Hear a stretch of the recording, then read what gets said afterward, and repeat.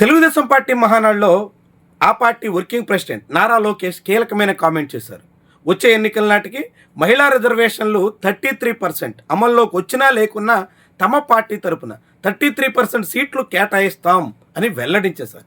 అంటే ఆంధ్రప్రదేశ్లో డీలిమిటేషన్ జరగకపోతే ఉన్న 175 స్థానాల్లో కనీసంగా 60 సీట్ల వరకు మహిళలకు కేటాయించాల్సి ఉంటుంది.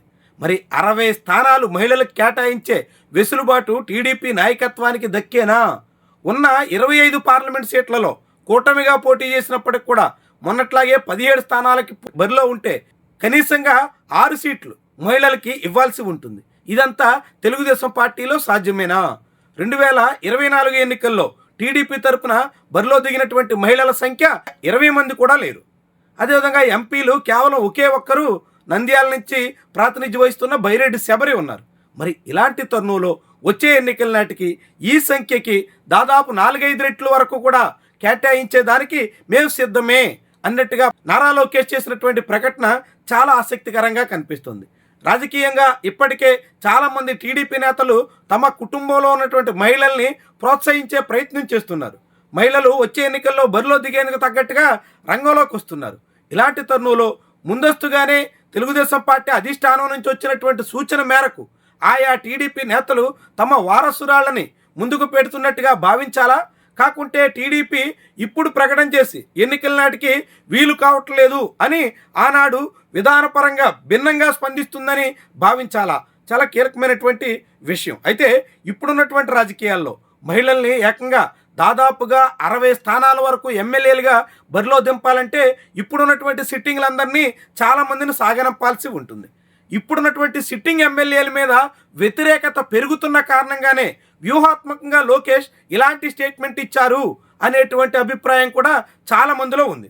అయితే సిట్టింగుగా ఉన్నటువంటి ఎమ్మెల్యేలని కాదని వాళ్ళ కుటుంబం నుంచి మహిళల్ని బరిలో దింపితే ఆ వ్యతిరేకత ఏమైనా పక్కకు పోయేటువంటి అవకాశం ఎంత మేరకు అనే అనుమానం కూడా చాలా మందిలో ఉంది. ఏమైనప్పటికీ కూడా నారా లోకేష్ చేసినటువంటి ప్రకటన ఆచరణ సాధ్యమా అనేటువంటి అనుమానం అయితే కలుగుతుంది. ఇప్పటికే నారా లోకేష్ అనేక ప్రకటనలు చేస్తున్నారు.